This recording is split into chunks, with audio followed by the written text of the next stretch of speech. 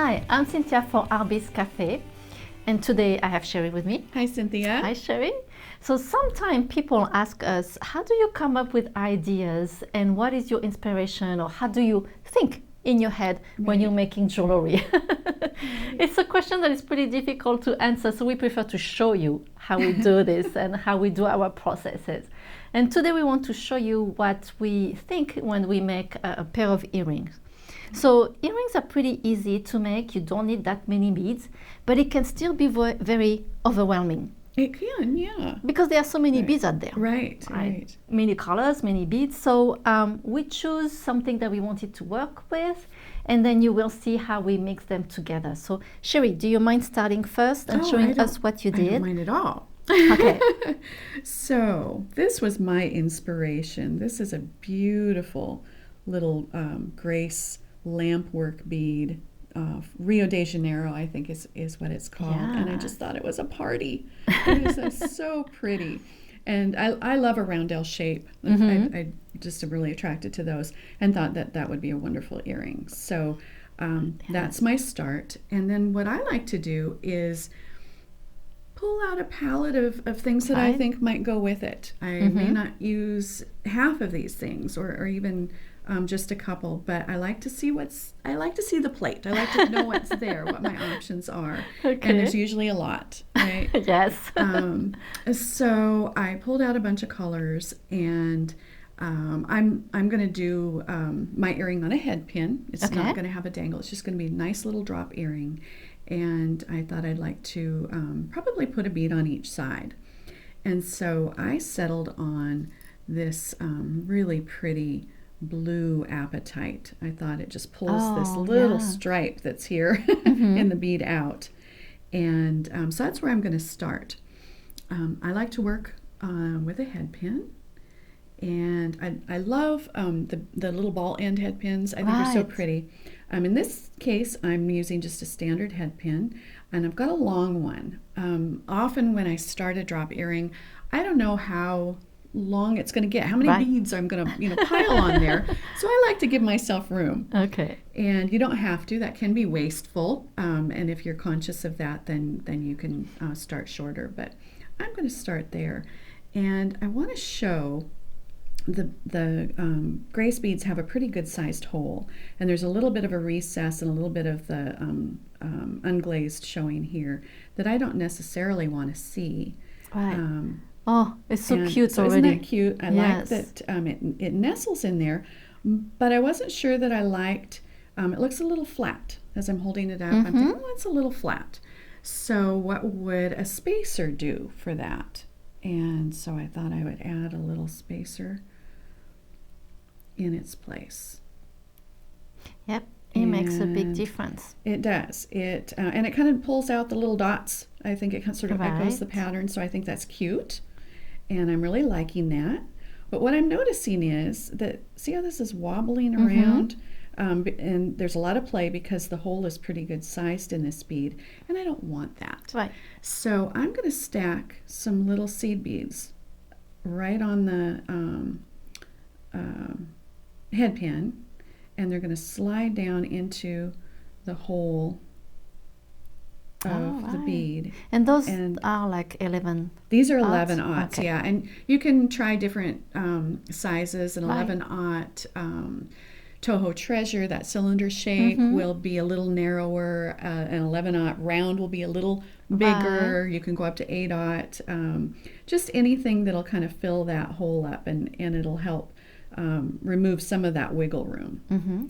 And so that's how I start. And then I'm going to kind of play. I'll pick and choose, what I want to do next. Okay. And, well, that's a great little tip, by the way. Those seed beads in a bigger bead. I love that. Yeah, in the hole. And I don't want it sticking beyond, so I've stopped just shy of the surface. And then I'll add beads from there. Okay, so while you're working, I'm going to show what I choose.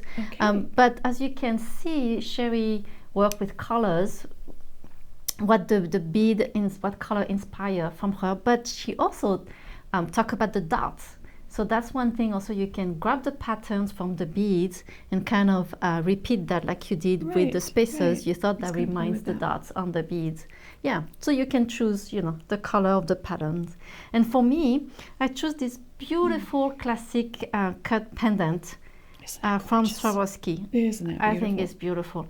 And one of my favorite colors is the vitriol medium. That goes with so many things. And the reason why I love it is, can you see how it shines? And it has so many different colors in there. And you have some yellow, some pink. I will say I can see some blues and green. This is an amazing, really an amazing color. So what I choose here, I do like Cheri. I grab some beads and I grab what I think it will go with. I picked up some of the iridescent dark blue, and let me move those first so that you can see better. And those are very pretty. I love this blue, one of my favorite Swarovski pearl. Not sure yet if that goes together. And I love the yellow that I can see in that bead. So I picked up here some light topaz. And I think the light topaz would be really cute, beautiful. Right? But I have here also some vitriol by Cone, so that will work also. And here I have the Scarabaeus green, and I think that works really well together. Gorgeous. So let's see. I'm thinking this is going to be on the jump ring first, and then I'm going to add my bead on the head pins. So I have a jump ring here. And for the head, I have to use a eye pin actually, because you need that loop to hook on your jump ring. So the way I'm going to do it, let's see, I'm going to start with the green, which is really pretty, and I think closer to that bead would be really pretty. Isn't that pretty? Yes. Oh, I love that. The two, and I love spacers. I need to use spacers all the time. You do. You use a lot of spacers. I do. You love the spacer. I do. So let me try this one. Let's see with that spacers. That's really cute. And then I think I'm going with the yellow. I love the yellow, but the yellow missed something. It's too clear for me. I need to dress it up a little. So let's see if that bead cap will work. It might be too big actually. No. That's pretty cute. Like that. That's pretty cute. Now, this is what I do sometimes too. I take things off and I try something else. So I'm going to try that that spacer. It's two different effects, right? Mm-hmm, completely. Completely. So it's even this one with a spacer, or this one with a bead cap. Now I'm hesitating. Okay, I'm going to stay with the bead cap now. So I'll probably do a single loop, but let's check with you, Cheri. Okay. And I keep working in that, but I want to see how what you're doing in there. So what I ended up with, I wanted a round bead on top, and wanted to play with the colors again that are in this bead. I liked how the bottom half of this is purple, and then I contrasted it with the blue. And on this side, I don't have the purple, so I thought maybe a purple bead would be would look good. Yes. I have these wonderful Artbeads Designer Series gemstone blends, and they're just a party of color. There's so many different colors of beads in here. I've got 2 of them. And that's what's so wonderful about these. I'm only going to use 2 beads for this pair of earrings, but it's nice to have choices. And so these blends give you so many. So I chose the purple bead from this series and put it on top and decided I'm done.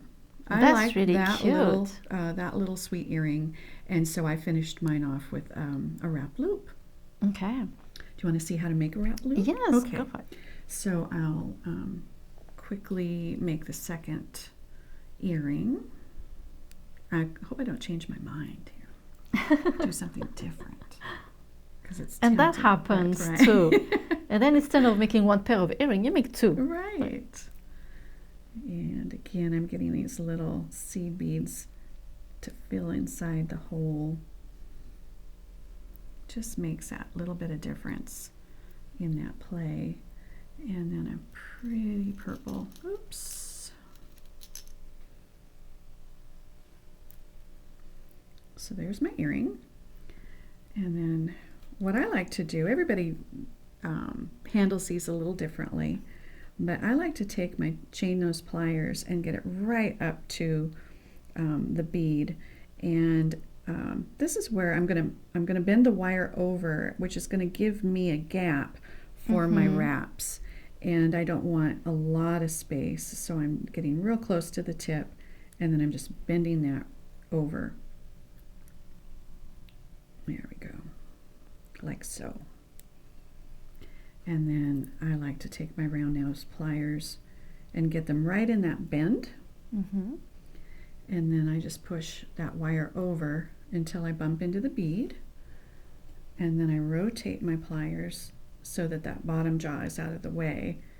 And I'm gripping onto the wire pretty steady. And then I bend my wire back at an angle like so. Then I take my chain nose pliers. You could use nylon jaw pliers as well, so you don't mar the metal if you're worried about that. And I grab onto that loop, and then with my fingers I just wrap.